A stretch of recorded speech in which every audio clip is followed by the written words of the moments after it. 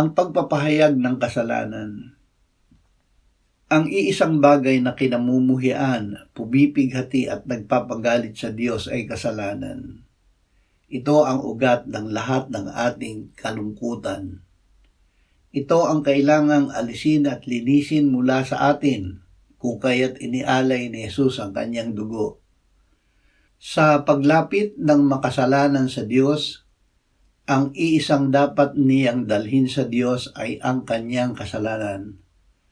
Ang sumampalataya at naligtas ay posible pa ring magkasala. Kung mangyari ito, nasisira ang ating pakikisama sa Diyos. Sinabi ng salita kung paano mababalik ang nasirang pakikisama.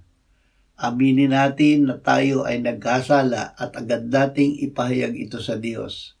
At tayo ay kanyang patatawarin at lilinisin sa lahat ng kalikuan.